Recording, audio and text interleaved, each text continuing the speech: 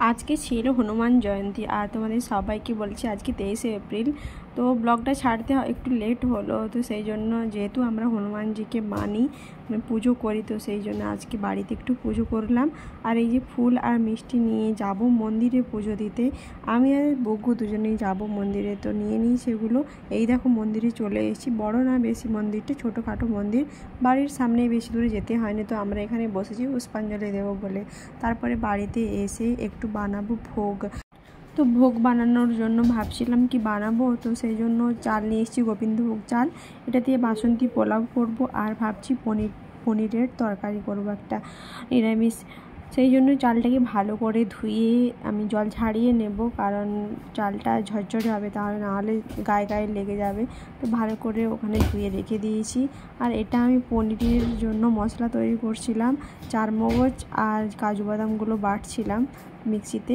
তো সেটাই দেখাচ্ছি তোমাদের, কিছুটা করে শেয়ার করছি, পুরোটা হয়তো করতে পারছি না, তো যতটুকুই শেয়ার করছি দেখে নাও। তো তোমরা চাইলে এটা দেখেও বানাতে পারবে বাড়িতে।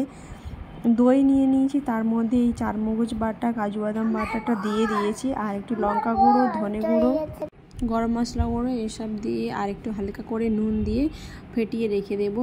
আর তারপরে আমি অন্য কিছু তৈরি করবো। তো তোমরা কারা কারা বজরংবলীকে মানো সেটা আমাকে কমেন্ট করে একবার বলে দিও, অবশ্যই ভালো লাগবে শুনে। আমি বিয়ের পরেই এই বজরংবলীকে মানা শুরু করেছি, কারণ আমার শ্বশুর বাড়িতে ঠাকুর আছে বজরংবলী।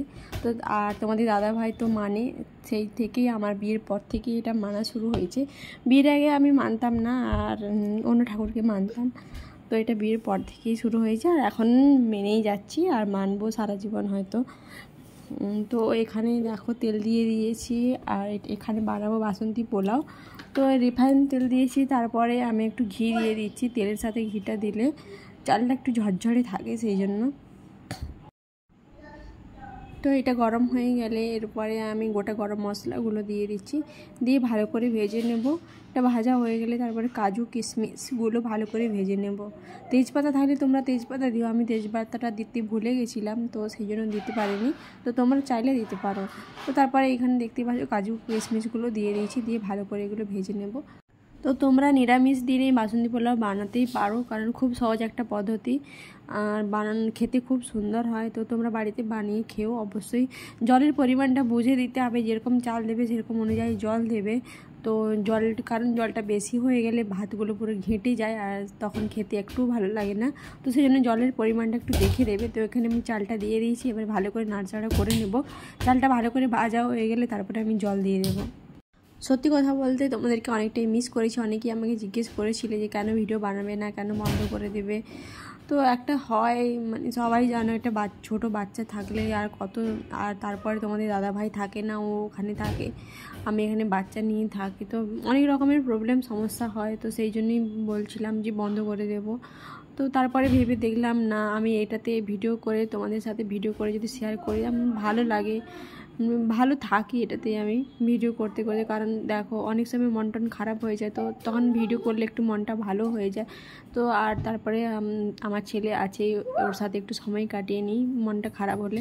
তো সেই জন্য ভাবলাম ভিডিওর যতটা পারবো আমি তোমাদের সাথে শেয়ার করার চেষ্টা করব। তোমরা আমাকে ভালোবাসা দিও, আর এইভাবে আরও সাপোর্ট করো বেশি করে, যেন আমি এক জায়গায় গিয়ে প্রতিষ্ঠিত হতে পারি, যে দাঁড়াতে পারি, আর আমার ছেলেটাকে যেন মানুষের মতো মানুষ করতে পারি। যেহেতু তোমাদের দাদাভাই থাকে না, তো একাকেই মানুষ করতে হবে, কিছু করার নেই। তো সেইটা আমি চেষ্টা করব যতটা সম্ভব ওকে ভালোভাবে মানুষ করার। আর এখানে দেখো, ওখানে আমি জলটা দিয়ে ঢাকা দিয়ে দিয়েছি চালটাতে, এবার ওটা হচ্ছে, আর সেদিকে আমি পনিরের রেসিপিটা বানাচ্ছি। পনিরটাতে আমি একটু তেল দিয়ে তাতে হলুদ, লঙ্কা গুঁড়ো, জিরে গুঁড়ো, ধনে গুঁড়ো আর একটু সামান্য নুন দিয়ে মাখিয়ে রেখেছিলাম। তো তারপরে আমি এটাকে ভালো করে তেলে ভেজে নিচ্ছি, হালকা তেলেই ভেজে নিচ্ছি, কারণ তেল দেওয়া ছিল যেহেতু।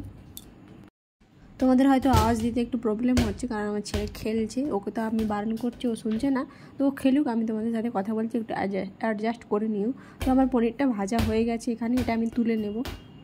তো এই কড়াইতেই আমি সামান্য একটু তেল দিয়ে গোটা লঙ্কা দিয়ে দিলাম, আর গোটা জিরে ফোড়ন হিসাবে দিয়ে দিয়েছি। তারপরে আমি গোটা গরম মশলাটা দিয়ে দিচ্ছি। তো বেটে রাখা আদাটাও দিয়ে দিয়েছি, সেটা দিয়ে ভালো করে ভেজে নেব আদাটাকে। আদাটা ভাজা ভাজা হয়ে গেলে তারপরে আমি সব রকম মশলা যেগুলো দেওয়ার, সেই হলুদ গুঁড়ো, লঙ্কা গুঁড়ো, জিরে গুঁড়ো, ধনে গুঁড়ো, আর যা যা মশলা থাকে ওগুলো দিয়ে দেব, দিয়ে ভালো করে জল দিয়ে ফুটিয়ে নেব।